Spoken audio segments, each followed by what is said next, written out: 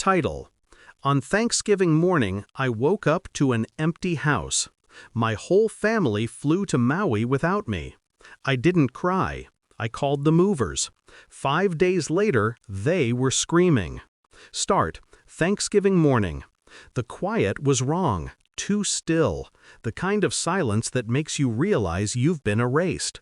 The coffee pot was cold, no mugs on the counter, no laughter from the kitchen. Just a note, creased, hurried, left on the island like an afterthought. We didn't want to wake you. You needed rest. We'll FaceTime later. They were gone, all of them. My husband, my 2 sons, my sister, my entire family. Maui, without me. It took less than a minute to understand it wasn't a mistake. For years, I'd been their anchor, the one who booked flights, packed bags, remembered anniversaries, the quiet gravity holding the orbit together. And in return, I was background noise, useful until I wasn't. It started with my husband, Mark. Smiles that never reached his eyes. Late-night texts he'd angle away from me. I told myself it was work. But even lies have a scent, and his reeked of sunscreen and someone else's perfume. The first betrayal wasn't Maui. It was the soft, rehearsed tone he used when he said, "You worry too much." I didn't. I watched.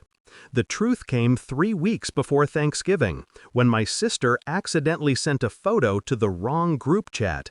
Her, Mark, and my kids on a planning dinner. Only, it wasn't dinner. It was an invitation confirmation. My name wasn't on it. They had planned a family trip without me. Together. That's the kind of betrayal that doesn't break you. It hones you. I didn't scream. I didn't confront. I learned. I spent the next weeks in quiet calibration. I copied files, checked bank statements, traced transfers. I discovered the joint account had been quietly drained over months. Mark's signature, my sister's help. They'd been moving money into a new trust, my sons listed under his name only. My family had already started life without me, so I started mine without them. When they left for the airport at dawn, I watched from the driveway. They didn't see me. I let them think they'd won. By 8 a.m., I'd already called the movers. By noon, everything we owned. My name was still on half of it, and that's the part they forgot. Quiet doesn't mean weak. I liquidated what I could. The lake house, the stocks, the vehicles, sold in rapid sequence through the legal powers they'd never bothered to revoke. They'd have no clue. Not until they came home. But revenge isn't just about taking back what's yours. It's about education. 5 days later, their return flight landed. I knew the exact time.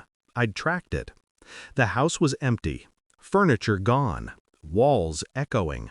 Every picture, every trace of comfort, removed.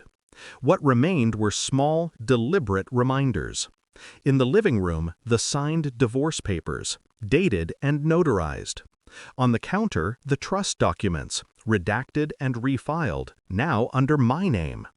In their bedroom, a framed photo of the 4 of them at the airport, faces lit with excitement, unaware I'd been behind them in line.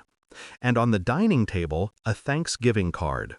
Thank you for teaching me the value of being forgotten.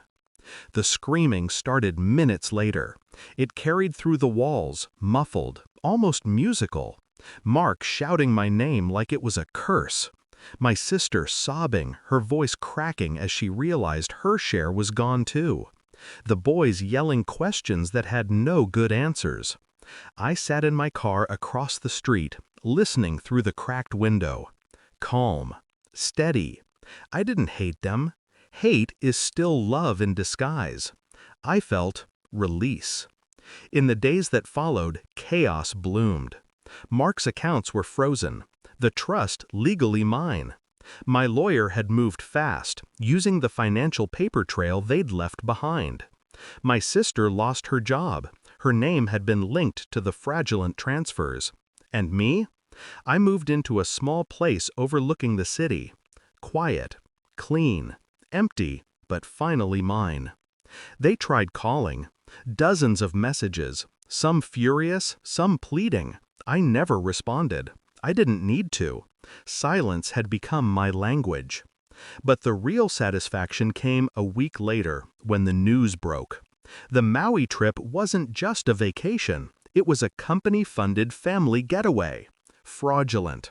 My husband had billed it under his firm's expense account.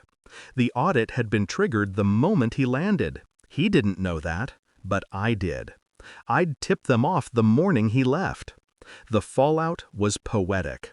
Mark lost his job. The company pressed charges. My sister's involvement made her an accessory.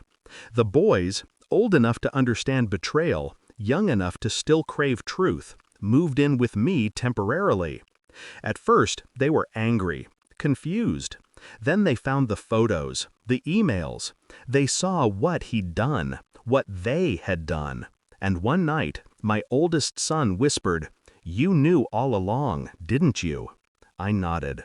He didn't ask how. He didn't need to. Now, when I wake up, the silence feels earned. There's no note, no noise, no pretending. Just me and the sound of peace. I still make coffee for 4. Habit, maybe. But I pour 3 cups down the sink.